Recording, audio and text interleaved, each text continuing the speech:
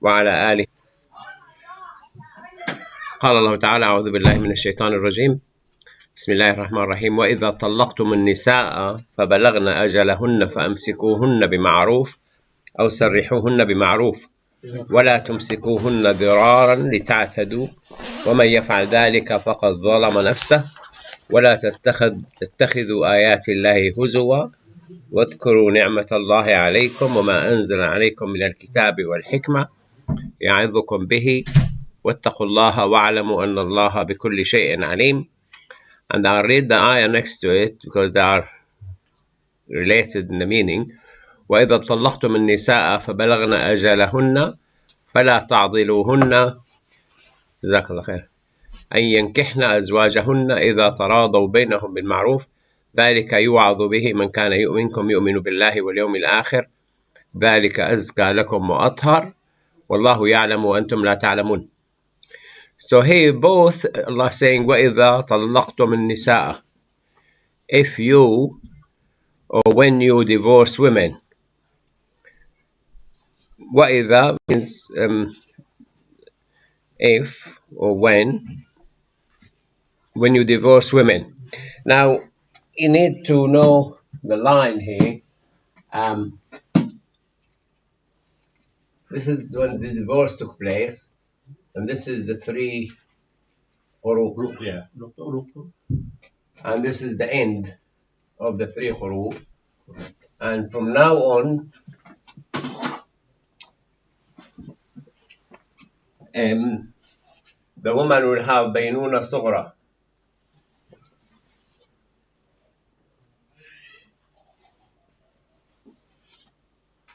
Baynuna sughra, that she is free to marry. Here, the 3 huruf cannot marry. The wife or the divorced wife. Wife cannot marry, but the husband. Can the man marry anytime? The husband can return her to the marriage. Can return her. Good question. Can return her up to this point. Up to this point, which is obviously, it's 1 point, but the middle there. So, and we said last week that they have to يتربصن بأنفسهن, they are waiting anxiously about to get married. Because the woman could be young, could be keen to get children early, could have need supporter, need provider. So here وإذا طلقتم النساء فبلغن أجلهن. Here بلغن أجلهن, this is the ajal. This is the ajal.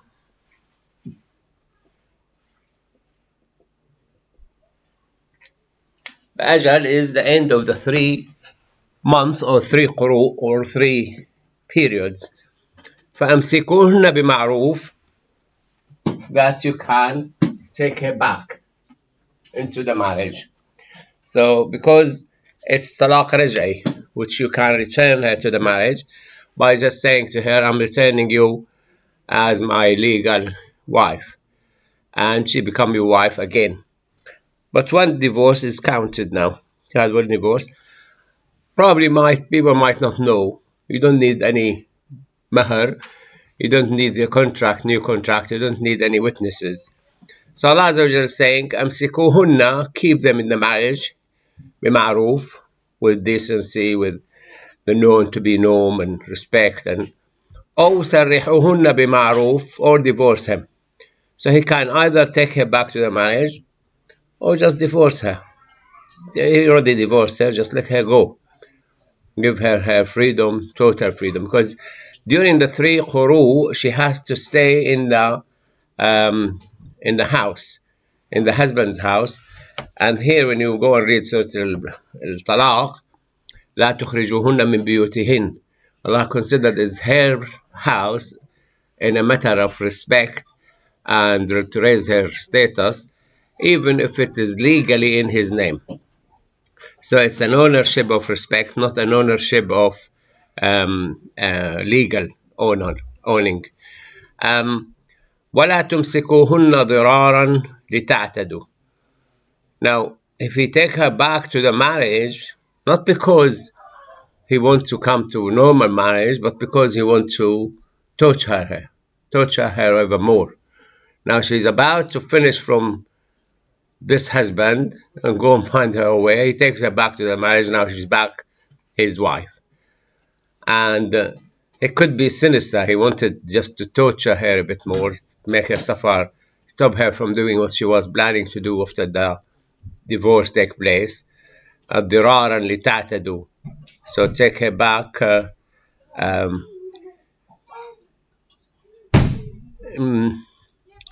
injure them here, said, or take undue advantage of her. If any one of you do that, he wrongs his own soul. He had brought the punishment from Allah Azza wa Jal by his own deeds.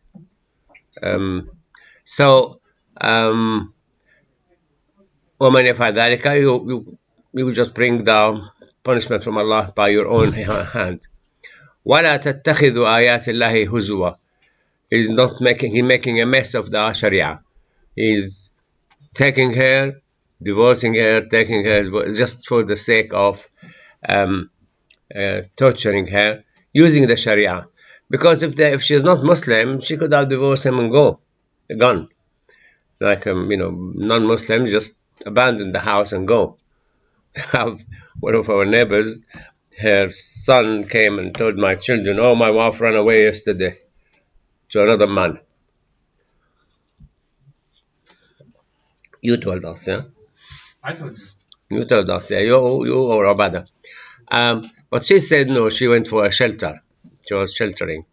But anyway, Muslim could use the Sharia because she is not allowed to leave the house deliberately to torture her. So he tortures her during the 3 months or 3 quru, and then just a day before it finishes, take her back.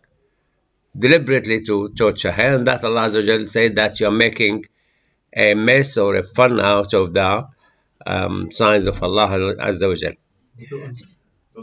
No. The wife she can still leave the house and separate from the husband. She can't leave the house within the 3 months or 3 quru, 3 periods. She should not leave the house. Those who leave the house are against the Sunnah and against the Quran. But right at the end of that period, then can't she just go anyway? If the end of the 3 months or 3 quru, she is free to go wherever she wants. What he does, before the 3 months finish, just 6 hours left or 1 day left, he says to her, "I'm taking you back as my legal wife." Now she's back his legal wife. But if she doesn't want to go back, then what if it's like she can't during the 3 quru? She can't. She doesn't have the choice. Domestic abuse, and she wants to leave the marriage. Oh, that's different. Domestic abuse, that's different. This is just if you want to. For her safety, she better leave. Yeah, might strangle her, might kill her.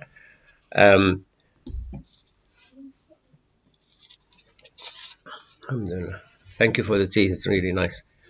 But he will be making mess of the Quran if he takes her back with the intention of prolong her torturing.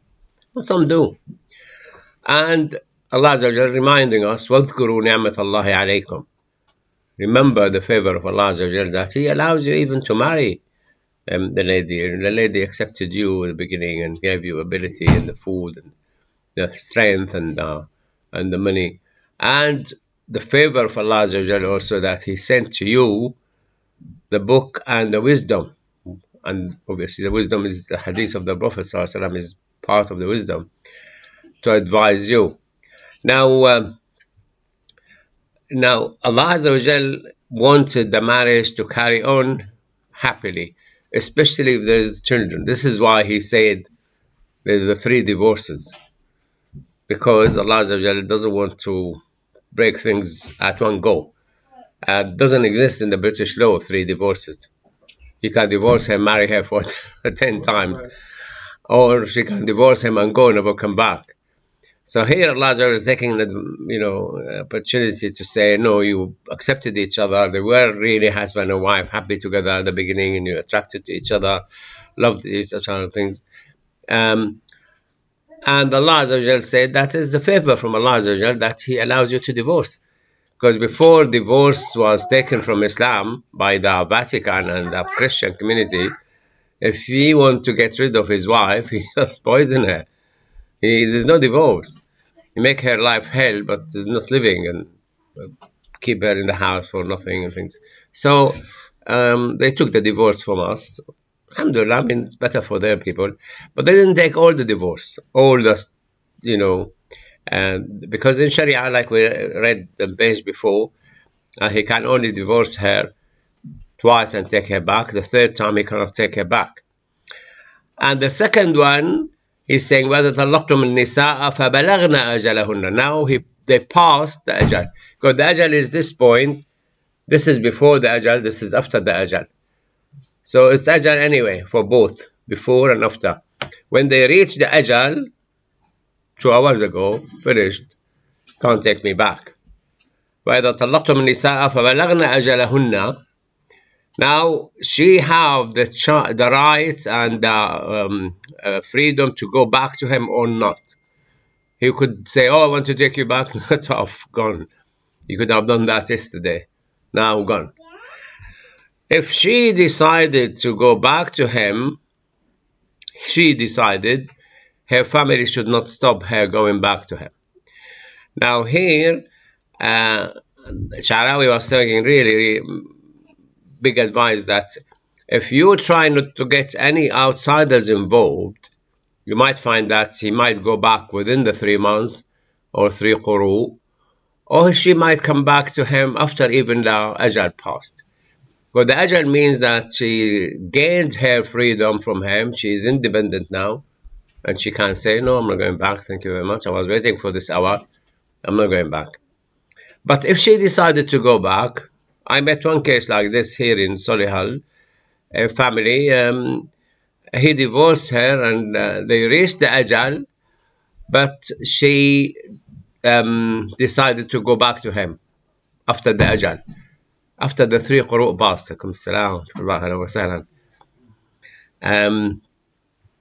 So he's saying that the family should not stop her going back to him. And this lady actually from this guy's country. أهلا وسهلا Sheikh Abdul Karim, mashallah. He's the chief executive officer of the East London Mosque, Manar, West London Manar, mashallah. Big, beautiful building, have all sorts of facilities and state of the art, mashallah. We've been there and we've seen it. It was on the TV a couple of times, highlighting it. So, and this lady, she wanted to go back to him. Her family refused. So I was asked to go and give my opinion. So I quoted them this ayah, that if you want to go back to him, you're free out of your own free will, and you really think things will be successful and be happy, and you're living here in Solihull, and your family in that country, and some in another country, and whatever. So I said the Quran allows you. فَلَا تَعْضِلُهُنَّ أَنْ يَنْكِحْنَ. While before the first marriage, أنكحوا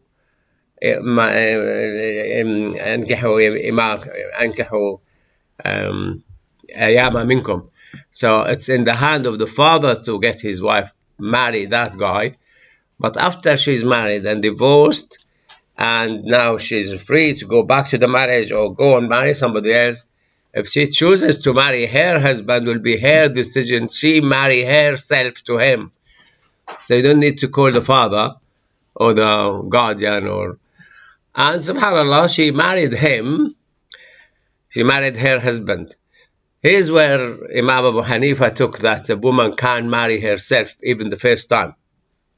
And he took it as also a contract. If she has the ability to have a contract for buying and selling and things, that's personality to issue contract and sign them.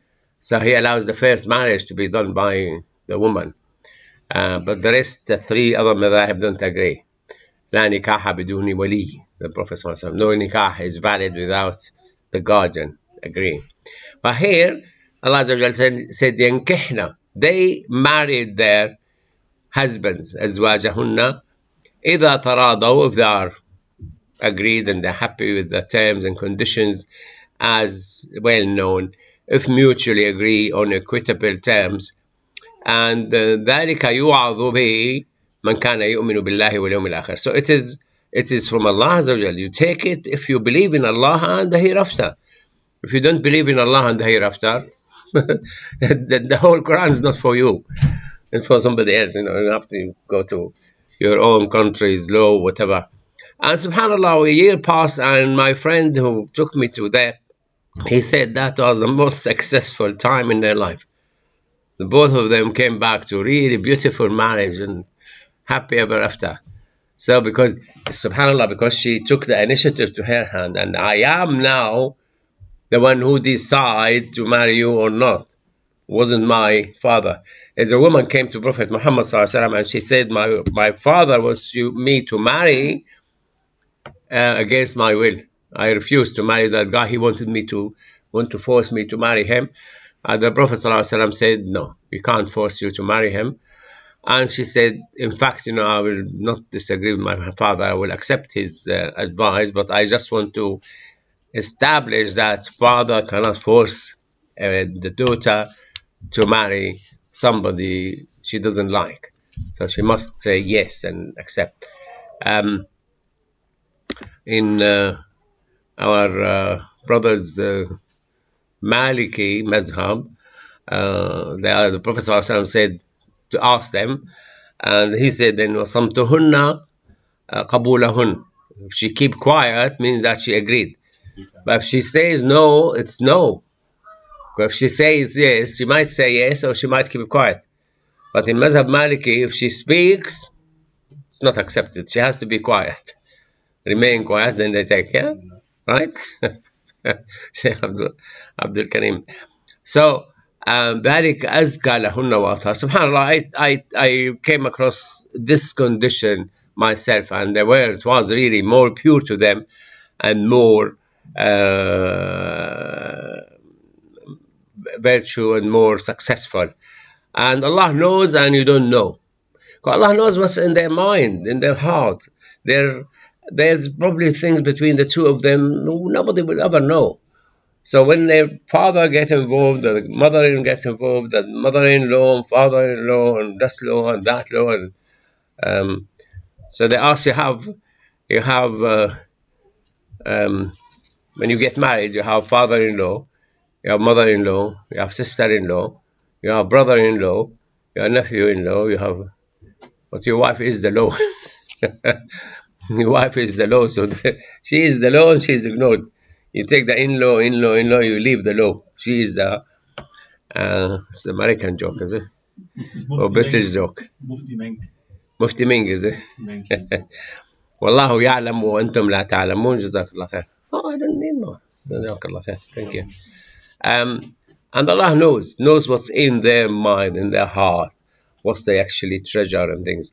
This is why you really strongly advise to keep writing things in your life, happened in your life.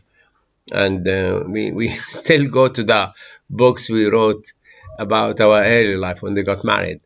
And that's inspiring. That's things, probably the only thing saved from my house, because all demolished by Bashar al-Assad.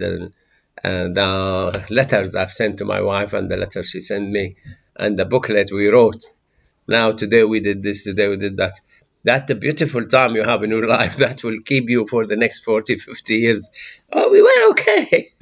We did this. I have those letters as well. Yeah, you need to keep them. I laminated some letters because my wife conditioned that I wouldn't marry me unless we have a proper wedding. I said, I'm in Britain now, you can't come to Britain, we have a wedding here. And then, no, you have to come back to Syria and proper wedding. So she said the letter, I'm not a parcel, my family put me in the post and you collect me. So I laminated that letter. So because it's fade with the time, but actually Allah knows what's in between the two of them.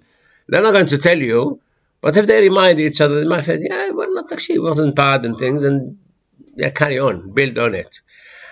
And then if they divorce, then she might go. And the problem is if they have children. There's a baby there, need breastfeeding, looking after, changing nappies and cleaning and this. So Allah used a way to use her emotion to look after the child. Because she could be head that day she looked at the husband, doesn't want to see him anymore. But Allah said, by the way, al-walidat, the mothers, breastfeed their children for 2 years. Usually mothers are doing that. Are you a mother? She can't say no. Say bring her back to feed the child and be really caring for the child.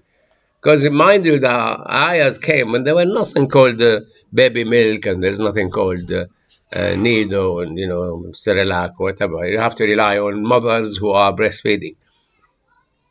When my auntie had lived next door to us, my father was her husband, my mother was her sister, but they were having children more or less the same time.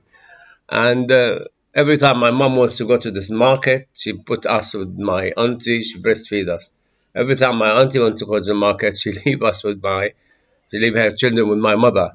So none of us were able to marry his immediate cousin, which is, we were not interested anyway. But this is, at that time was, you need to rely on another mother. So Allah is trying to get emotionally the mother to come back to the child. So he said, mothers, he didn't say you must, ardina. He said, you mothers have to breastfeed. No. He said, good mothers usually do this. So you don't want to be bad mother, so you come back. لمن أراد أن يتم الرضاعة, but he also gave them the choice. He might not want. He doesn't want this child, doesn't want his father, doesn't want the home, doesn't want the city. Because some people drive the wife, through hell, and they just want to get rid of him. When I was looking for a house in Knoll, I remember this house I was looking at. This is my husband, and she swear at him. This room belonged to her husband, but she gave him the titles she preferred. But if she breastfeed, she has to pay her for the breastfeeding and food, obviously clothes and things. If he's breastfed, he's not going to have food, but that's considered rizq, and he has to pay her for breastfeeding. So that's actually one of the things conditioned that she get paid. And you're not expected to pay more than what you can afford. She cannot come and say, oh, you have to pay me £1,000 a day. No, you don't have it anyway. So just do it for 20 quid. And you don't use the child to harm the mother, because she's really keen to breastfeed, and then you abuse that. So neither she abuses the situation, nor he is allowed to abuse it. And if you want to breastfeed, you have to, look after this yourself, and rent a house or whatever. لا تضار والدة بولدها. You don't harm the child, you harm the mother, because she is so emotional and she wants really to carry on. Nor the mother should harm the father with the child. Unfortunately here, a lot of Muslims now, they fight in the court to have custody or ban the father from seeing the children, have any custody, have any seeing, and vice versa. And it's really haram. It's in the Quran. You're not supposed to use the child to torture the husband, because, you don't have access. You're not allowed to have access because he did it and all lies. The solicitor will teach them, tell the court, he was doing this and this and this and this. And the worst now, they learn to accuse the husband of some sexual things. Oh, I don't want my children because and they start lying. And who knows? So the court become like, to protect their back and cut things short, and they ban the husband.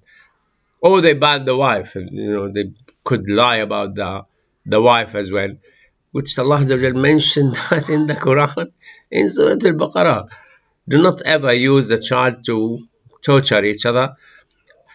The cost, even the father, if he is not there, is the one who inherits the father, who could be his children, or could be his brothers, could be his father, has to pay. If they want to أردا فصالا أن تراض منهما وتشاور فلا جناح عليهما. She doesn't want him anymore, just go, fine. And she doesn't want to breastfeed. وإن أردتم أن تسترضعوا أولادكم فلا جناح عليكم. You get somebody else to breastfeed your child. That's fine. You carry on. إذا سلمتم ما آتيتم بالمعروف. If you really pay for that, if both decide to on weaning by mutual consent and due to consultation, there's no blame for you.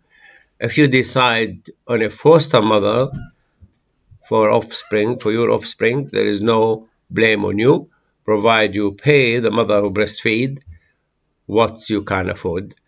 And wattaqullah, be always mindful of Allah Azza wa Jal, and be reminded that Allah Azza wa Jal is acquainted, aware of all what you do.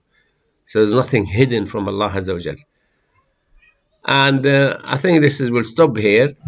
They will take about when the husband dies now or the wife dies, and there will be also a set of rules, inshallah. Sallallahu ala Sayyidina Muhammad, Nabi al-Ummi, wa ala alihi wa